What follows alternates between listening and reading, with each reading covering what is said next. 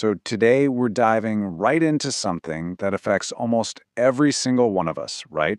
But ironically, it's basically never on a standard corporate agenda.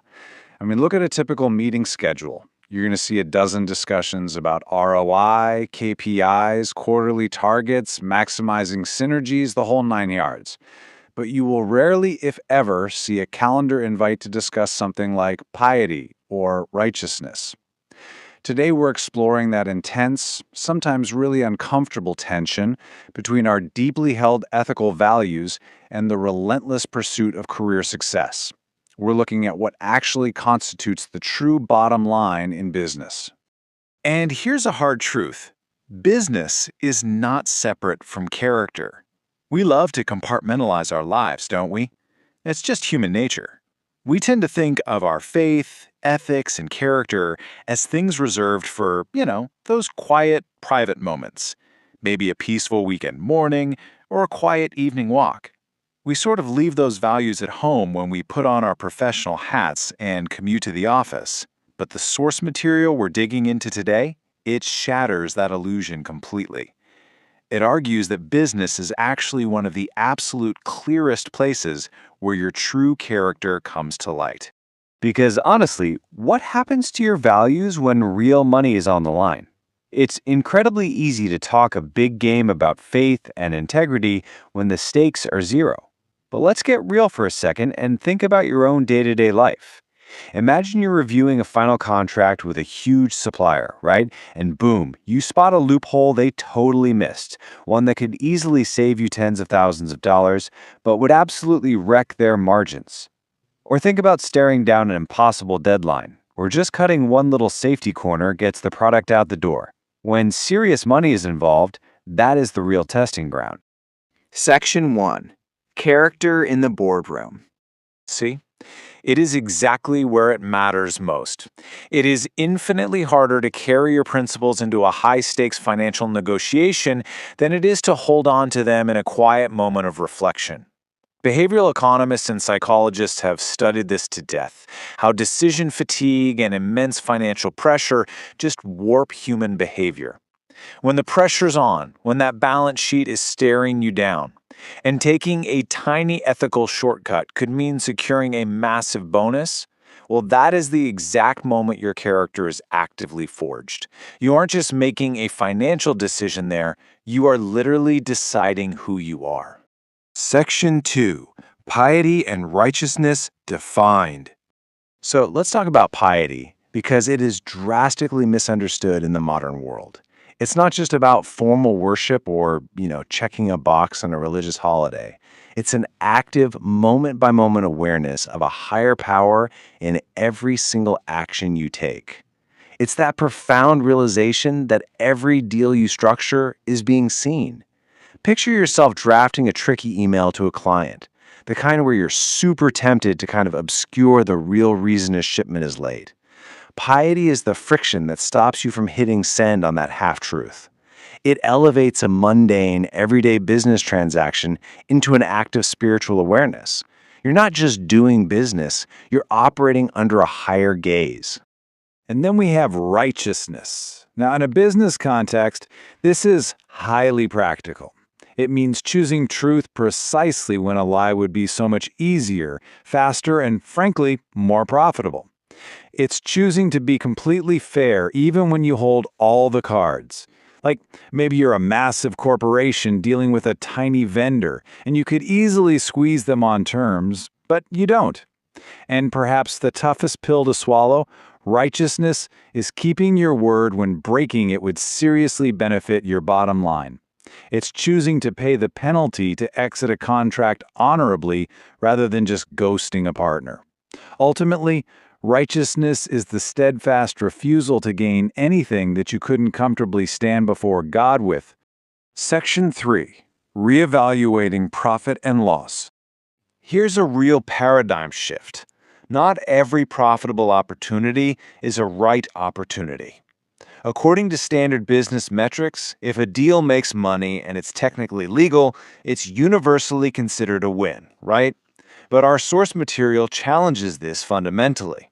It asks you to look way beyond the immediate financial gain and rigorously evaluate the ethical cost. Imagine getting offered a highly lucrative partnership with a client who is just notoriously toxic to their employees, or who uses deeply deceptive marketing. Walking away from that bad money, even when it would look absolutely fantastic on your quarterly spreadsheet, is a massive test of character. And on the flip side, not every slow season is a failure. We are so deeply conditioned by corporate culture to absolutely panic the second revenues dip. A slow Q3 usually triggers emergency meetings, restructuring, and this pervasive feeling that we've completely failed. But when you reframe your perspective through the lens of character, a slow season takes on an entirely different meaning. If you're experiencing a downturn simply because you flat out refuse to compromise your values or because you walked away from some shady, fast cash opportunity, then that slow season is actually a quiet victory. You prioritized your principles over a temporary spike in a graph. Because some losses protect your soul way more than they reduce your income. We spend enormous amounts of energy, time, and resources trying to protect our income streams, right? Our market share, our stock portfolios. But what about protecting your core integrity? Sometimes taking a financial hit is the exact mechanism of your spiritual preservation. Sure, it's a calculated loss on paper, but it's a monumental, undeniable gain in personal character. The peace of mind you keep is worth far more than the margin you sacrificed. No question. Section 4. The two kinds of wealth. So, there's a very common reality we see out there all the time. Wealth that rapidly fills the bank account but completely empties the heart. This is the quick profit you get through aggressive shortcuts, broken promises, misleading ads, or just ruthless tactics. I mean, it looks like success, but it requires constant defending. Now compare that to the alternative, wealth that might grow much more slowly but brings peace, trust, and lasting stability. This is ethically earned wealth. Does it take longer to build? Oh, for sure. It requires patience and serious grit. But it doesn't cost you your sleep, your relationships, or your conscience.